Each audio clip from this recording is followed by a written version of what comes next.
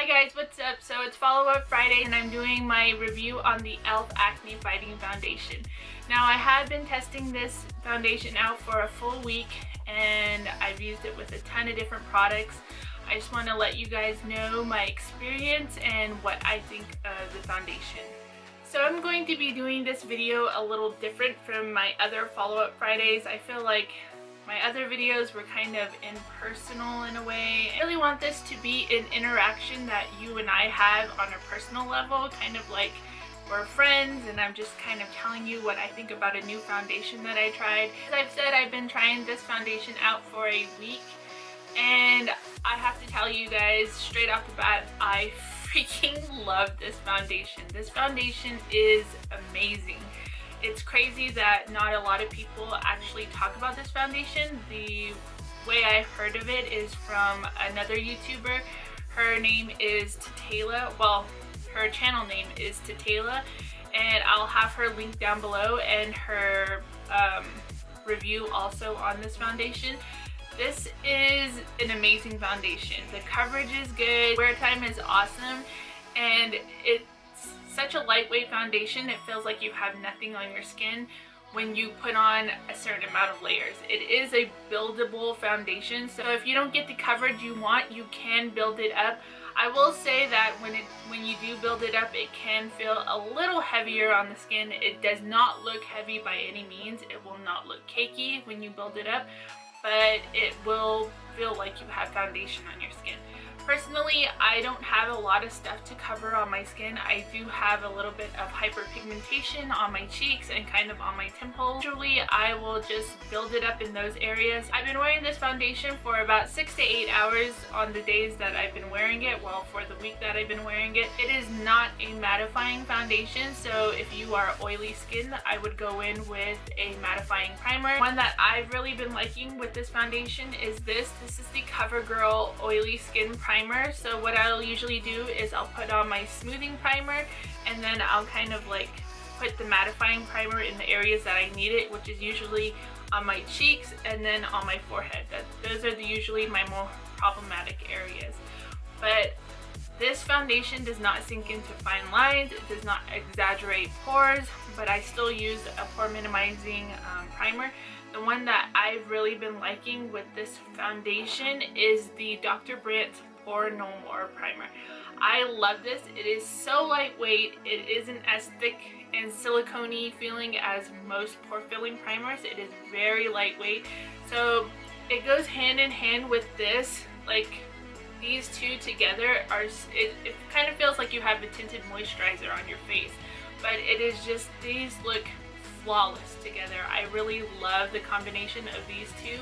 And then usually a lot of the times I'll just go in with this. The other two primers that I've really been liking with this is the NYX Angel and the L'Oreal Magic Perfecting Base. These two are really good. This has a mattifying property in it, so you do not have to put in on any kind of mattifying primer. You can if you want, but I really feel like this works with this foundation really well and keeping my oils at bay.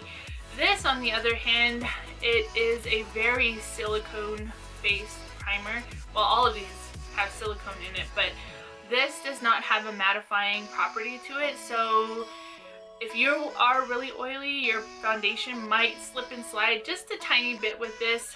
When I use this, a lot of the times the problems that I have with it are in this area right here where my kind of nose crease is. It will start to kind of break down a little depending on, like I said, the weather and then how oily my skin gets. But usually I will just blot and then kind of powder and it's good to go. Every single day that I've worn this foundation, I've only had to touch up once.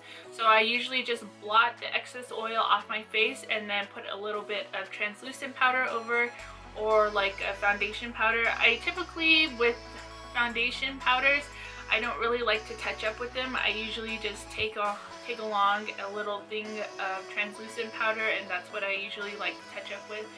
Foundation powders can typically be a little heavier than translucent powders and it'll start to make you look cakey. I did not use a foundation powder setting with this foundation except for this one. This one is a really good powder though. It has really good coverage and it keeps you really matte. It's the BH Studio Pro pressed powder. It has a matte finish and I'm in the shade 230. I've heard a lot of people compare this to the MAC Studio Fix, I believe it's called, pressed powder, and I personally don't have that powder, so I can't say if it's a dupe or not, but I really do love this powder setting certain foundations. It just looks really lightweight and airbrushed, and if you do need that extra coverage, you could go in with one layer and then just put this on top and you're good to go. This is really a beautiful powder. It does keep you matte for a really long time, and it's super affordable. I think these are like $6 or $7 on the BH Cosmetics website. Other two powders that I've really been liking with this foundation is the One Heck of a Blot mattifying powder. This thing is really lightweight and it does keep you super matte. I primarily really like this for touch-ups. This is a godsend. It does keep you really matte and it doesn't like cake up in areas. The other one is my Holy Grail powder. I love this thing. This just works with everything, and it's the Coty Airspun powder. I love this. I bake with it. I set my foundations with it. It's just a really good quality powder to get from the drugstore. It is really finely milled, and I love to bake with it because when you're taking your sponge and dipping it in there and pressing it into your face, it's really going to help fill in the pores and fine lines if you have any, and give you that really airbrushed finish. This foundation is awesome. I really urge you guys to pick it up. My only cons with this foundation is that the color range is really shitty. I hate the color range for this foundation. There are only 5 different shades, I believe, and also they lean towards more cool toned skin types, cool tone to neutral tone skin types.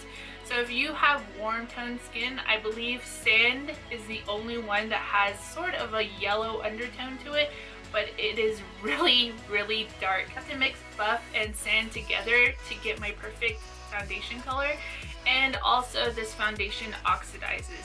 So if you're thinking of picking up this foundation, I would go a little lighter, or if you have to mix like I do, mix so that it's just a tad lighter and it'll oxidize to your perfect shade. I do really love this foundation. The color range sucks. It sucks that it oxidizes, but that doesn't really bother me. Typically I go a little lighter with my foundation. And also I want to mention that this foundation does have salicylic acid in it, so if you have sensitive skin, then your skin probably won't like this because it could dry out your skin. Salicylic acid is known to do that to sensitive skin types, or also like being out in the sun, salicylic acid can also irritate the skin, but I did not experience any kind of irritation at all, and I did go out in the sun with it a couple of days. I think this is a really great product to pick up. It's super affordable. You do get a lot. At 1.21 fluid ounces of product, and it's $6. This is a highly underrated foundation, I feel like. I don't know why not a lot of people have talked about it. It's just amazing. The only thing that sucks is the color range. I really feel like that's a huge downfall. I also feel like it caters to medium skin tones, so if you have a medium to light to medium dark kind of complexion, then it'll be okay, but when you're really pale or really like a dark deep color, then it's not gonna work for you.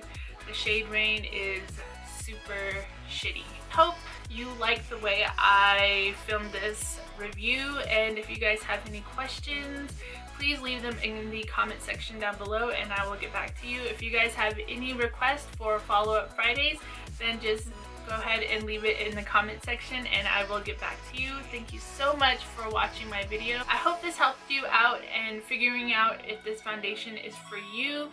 And if you haven't subscribed, please subscribe because I do upload 2 to 3 videos every week, and I would love for you guys to join my YouTube family. I hope you guys have an incredible day, and I'll see you guys on the next one.